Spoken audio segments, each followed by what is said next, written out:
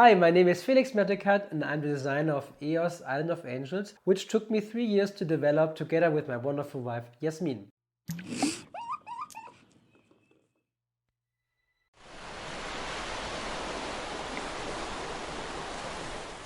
Let me guide you through the core concept of EOS. In EOS, you play a seafaring nation trying to make the world a better place by either awake angels, score epic deeds, or destroy demon lords. The game ends as soon as you as a group have fulfilled enough Chronicle entries. You don't play cooperatively, but you all contribute to the same Chronicle track. When it's your turn, you place your rightmost worker on any of your 5 heroes. If you use your scout, you may move your ship. By moving your ship, you reach angels, epic deeds, blessing areas, collect different rewards, or enter demon lord areas. The first officer is unique to every nation, so I cannot go deeply into the details here, but in this case with Kuzan, the first officer allows you to roll a destiny die and gain a reward. The quartermaster allows you to draw and play journey cards, which grants you benefits you find helpful throughout the game, and also you score glory points for the end game victory. The treasurer grants coins, which you use to use your heroes on a higher rank level, buy upgrades, or use to score challenges for epic deeds and demon lords. And your 5th hero is the warrior, which grants you strength, which helps you to get rid of demons or build up strength to also score for epic deeds. Once all your workers have been used, or at any earlier time if you want to refresh your board, you may take a refreshment action, and by putting back the workers on the respective slots, you gain benefits from your ship. To awaken an angel, you need a blessing token. And as setup, there's 1 blessing token placed here for every player in the game. So in a game of 3, you will have 12 blessing tokens. You gain a blessing token if you don't have one, and as soon as you enter an angel area, you may use a Chronicle action to spend the blessing token and gain 1 angel in return with a really helpful strength or action. Once you have an angel attack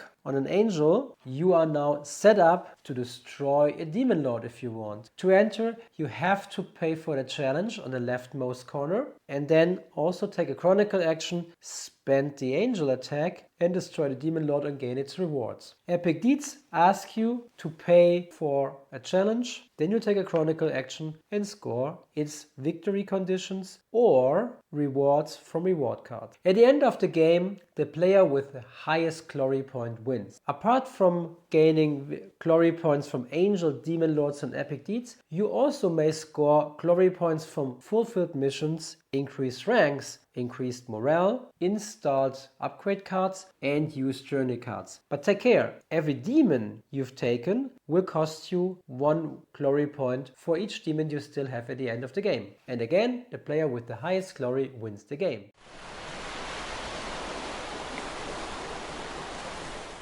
So let me run you through the general setup. Place the board in the middle of the table and the Chronicle track next to it. Shuffle all event cards and create a face down stack right next to it. Then take all journey cards, leave out any faction specific journey cards and shuffle all generic ones and create a face down pile anywhere on the table in good reach for all players. The destiny die anywhere on the table where everyone can reach it. Then take all generic upgrade cards, shuffle them, create a face down stack on the table and create a track of 3 open face up upgrade cards next to it. For every player, place 1 blessing token in each of the 4 blessing areas on the board. Finally, we're setting up the mission cards. Find this one that says it's always part of the game. Place it here. Shuffle the rest. Draw 3 and place them face up next to it. These are the 4 missions you can score in this game. Finally, every player takes its glory marker and place it on the 0 of the glory track.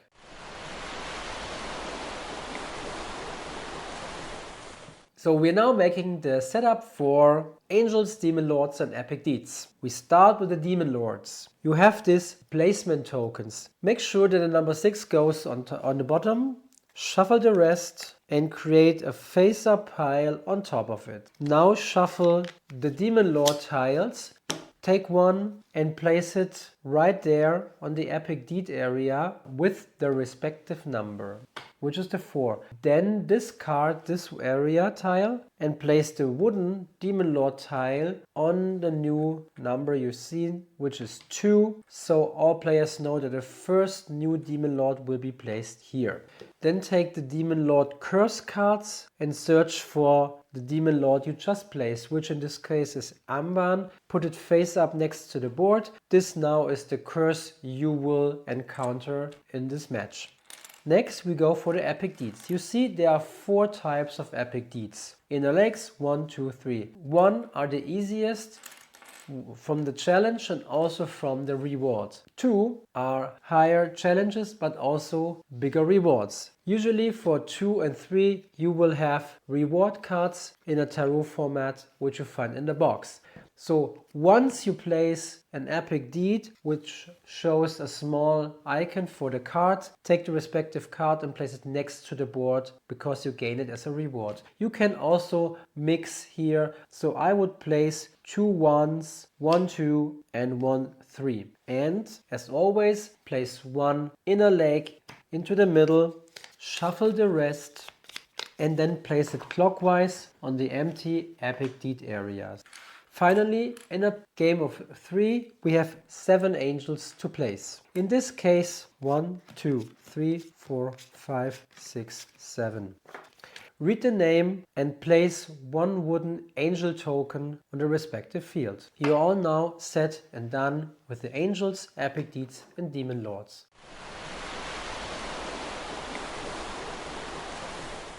Let me run you through the individual player setup. Take the nation board of your favorite faction and place it right in front of you.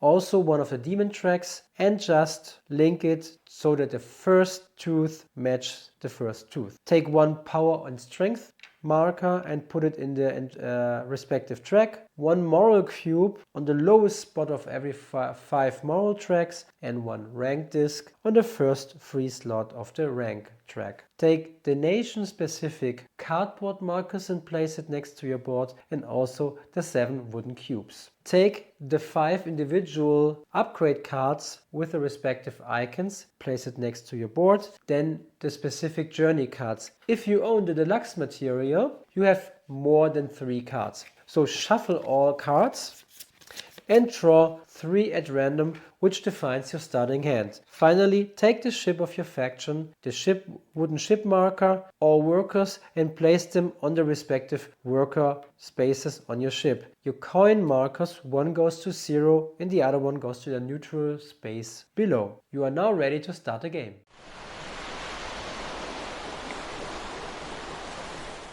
Worker placement and nation boards. When it's your turn, you can either take one of your workers, the rightmost, and place it on any action slot, or you can do a refreshment turn. In this case, I have all my workers here, so I cannot take a refreshment turn. Instead, I place my worker on my first officer taking the action. I cannot use the first officer as long as there's a worker already on there, so I have to take another action. In this case, I can take a Chronicle action, for example. I may take another Chronicle action with another worker, and even a third one if I want or need. But from heroes, you can only activate them once. With angels, you can only activate them once per game and then mark it with a marker to show that it's already used. So, if you have to do or want to do a refreshment turn, take back all workers on your board.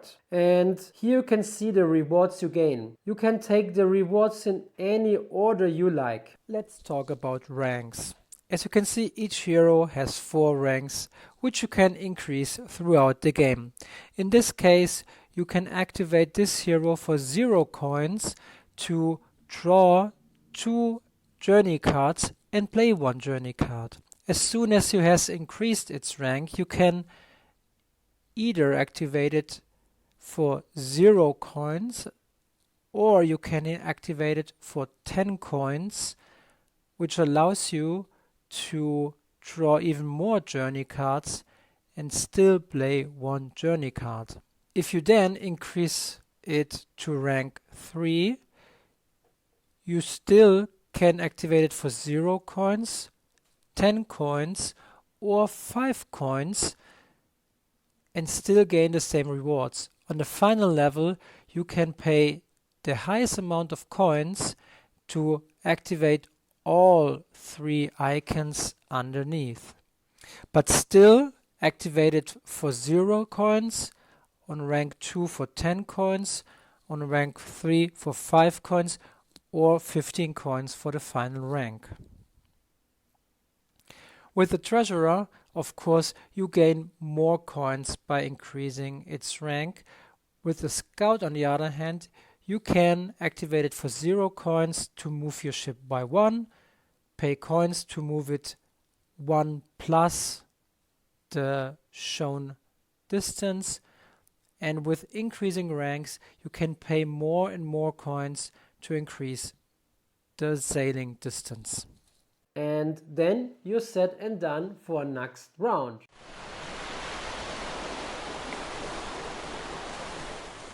Let's dive deeper into upgrade cards. We have 2 types of upgrade cards. One that are used on activation and those that are passive. Passive have a global effect on my game, so no matter where I place them, I always profit from the benefit. On activation clearly says whenever I either activate that hero or when I use my refreshment turn with my ships. So you see there are different ways of where I can assign upgrade cards. Some of the cards clearly state a specific hero or ship, in this case the treasurer. Each faction has 5 unique upgrade cards that clearly states the hero they have to be assigned to. If the card says ship, they can only assign to ships and trigger in the refreshment phase. Most of the card though says on any hero of my choice. Each hero can have a maximum of 3 upgrade cards of generic type, and as its 4th,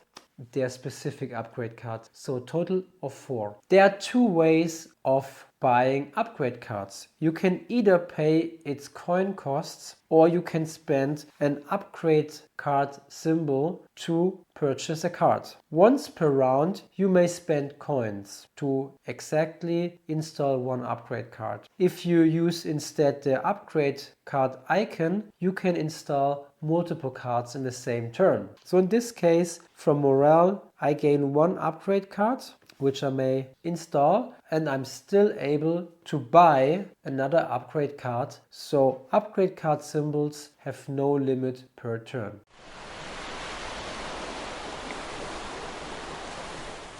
Secondary action. After you've taken your hero action and upgrade action, you may take 1 secondary action. You have several actions to choose from, and you have one of your cubes to show which is already taken and can only be used in the next turn. So when you take a secondary action, move the cube to the action you take, and this one is blocked for the next round. In this case, you can have 10 coins in a journey card. You can purify an area, take 3 power and protection, or move your ship by 1. You see, this ship has no white circle around it, so you exactly may move 1 area without any bonuses. You may play another journey card, or you may exhaust an additional worker. You place it just here and you can use your refreshment phase a bit earlier.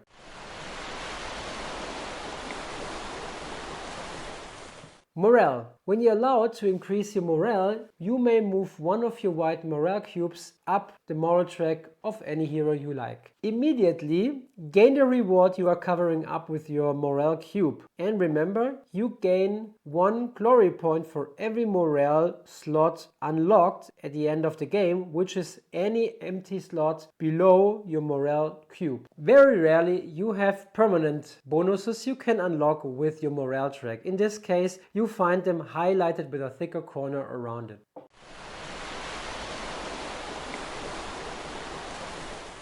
Demons, power and protection. Up here you have the demon and the power track. You mark power with the power side of the marker and demons with the demon side of the marker. So in this case you would have 9 demons. If you flip it around, you have 9 power. Whenever you increase and gain power, move it to the right to a maximum of 15. Whenever you lose power or gain demons, move it as long to the left as it hits 0. If you take more demons, flip it around and again move it upwards until you can see how many demons you have. You can see here, in this case, I lose 1 speed with my ship as soon as I have 4 demons. Up here I gain even worse negative effects, which I can either avoid by building up power or by increasing protection. I can have a total of 10 protection, which means I may move the protection track 1, 2 or 3 or even up to 10 times to the right side, which means it now takes 13 demons until I gain the -1 on speed. So protection helps me avoiding negative effects.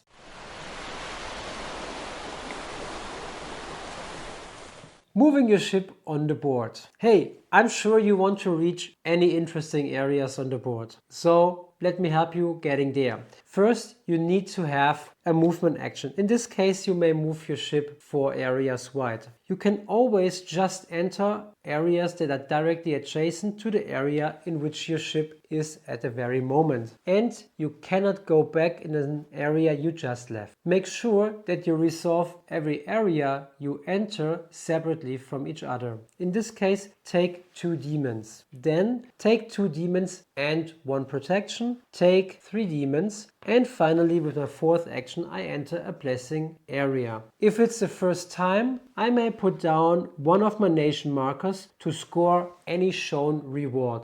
If I don't have a blessing token at the very moment and there is still a blessing token in the area, I may take it and put it on my nation board. In order to enter epic deeds and demon lord areas, I have to pay the challenge which is printed on the upper left corner. In this case, I have to discard 3 journey cards and a blessing token. If I want to enter the inner lake, I have to pay for the challenge, but also have installed the scout's specific upgrade. In this case, I can move into the inner lake and out on the other side. Purification. With your secondary actions or with some journey cards, you are allowed to purify an area. In this case, this card says you may purify an adjacent area, which would be nearly the same as a normal purification. Put one of your faction tokens over the Demon Lord icon and score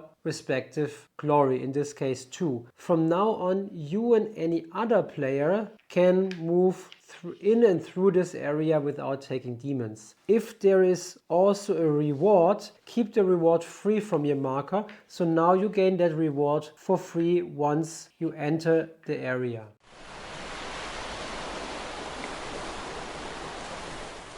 Epic Deed trophies. We have 4 different types of Epic Deed trophies. In this case, you can have a new angel, which you can only unlock with an Epic Deed. You can have new heroes, which goes next to your board. Some of them have their own morale track. Take any game material you like to track the morale of that specific hero, and they have a special action without any cost. You still can only execute once between 2 refreshment actions. You can have new ships, which you replace your ships with. Keep all your coins you have, but put all your workers onto the next ship. You cannot switch backwards afterwards. You're stuck with a new ship. Or you have passive bonuses, which clearly states in the text what they do and how they benefit you. Some epic deeds also introduce an epic deed curse, which goes next to the regular curses of demon lords, but they are not counted toward its limits. So you have 3 demon lord curses plus this one. Follow all rules written here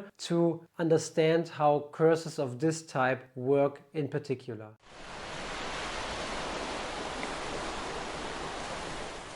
Angels. As soon as you have awakened an angel, take its card and put it right next to your board. Each angel either grants you an action bonus or a passive bonus. Passive bonus always works and you always gain its benefit. In this case, gain 5 power at the beginning of each round. If it has an action instead, take one of your workers at any time in your turn and activate the angel instead of a hero. Mark the action with one of your faction markers because you can take each angel action only one time per game. In this case, increase 7 ranks. Often, angels also protects you against specific Demon Lord curses. In this case, Ohamnon protects you against the Demon Lord curse of Amban. Every time when you awaken an angel, you can either take the angel with the front side or flip it to the back side to use it as a patron angel. Patron angels always grant 15 glory points and protect against any Demon Lord curse of my choice. And I can reselect my choice every time when it's my turn. If you have awakened an angel with its face upside, take the angel pawn and put it on the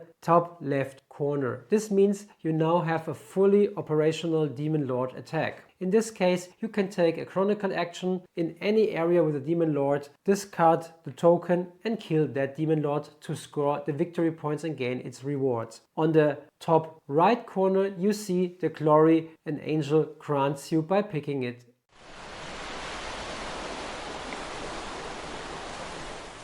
Demon Lords. Demon Lords are represented with 2 different game materials referring to the same Demon Lord. In this case, we have the Amban curse card and we have the Amban cardboard tile on the board. On the top left corner, you see the cost, we call it challenge. You have to pay or take demons to enter its area. To destroy that Demon Lord, you have to have one of the angel spawns on your active angels. In this case, I would gain 80 coins and 15 glory. Each Demon Lord on the board has a respective Demon Lord curse card next to the board, which curse all players at the same time. In this case, Amban states that no player can have more than 30 coins. Demon Lord curses affect all players equally, unless they have something to ignore, either a specific or a generic Demon Lord curse.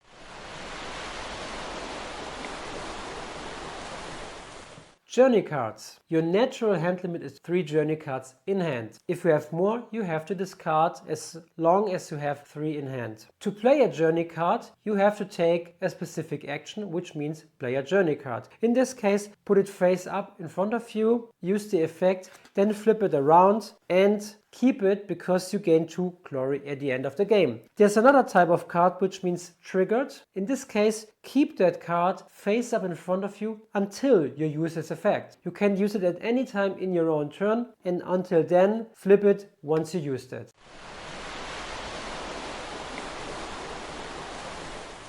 Event cards. When you score a Chronicle entry and that respective entry shows an event icon, you have to take an event card and execute it. In this case, you are the active player and with this card you may gain 40 coins. The player with the least glory may pick one of these 4 rewards. If you are the player with the least glory, you also gain that bonus. If are several players at the same glory, they each may take one of the benefits. Some cards have additional effects which are stated below here, which means all non-active players gain the reward of 10 coins.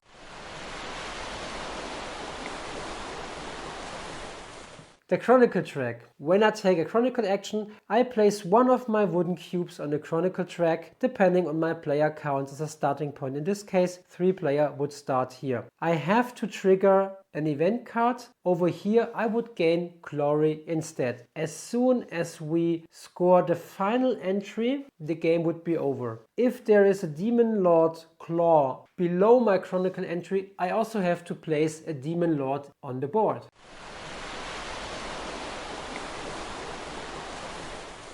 Shields. Shields are a small but very helpful benefit you can gain from several sources. In this case, Questor. Questor allows you to take 3 of the shield markers and put it on your board. And it means that every shield marker reduces demons I take by 1 per shield. So in this case, I always gain 3 demons less from every source. And if you remember, by entering ocean areas, I enter them separately. So I always reduce the number of demons I take by 3, which means when I enter 2 areas with 2 demons each, I don't gain any demons at all.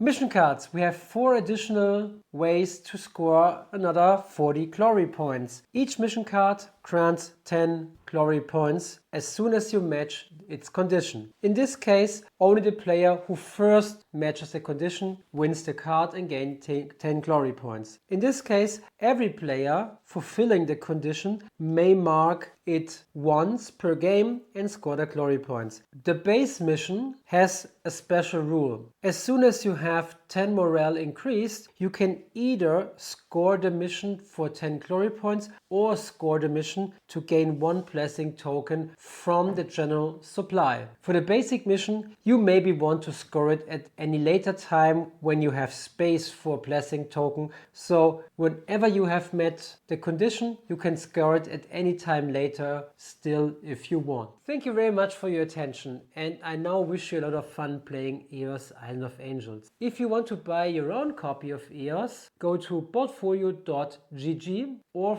find us on Facebook, Instagram, Patreon, or watch the next video where I give you strategy tips about EOS. You'll find all links in the description below, and I'm really looking forward to meet you in person at any fair or convention. See you next time.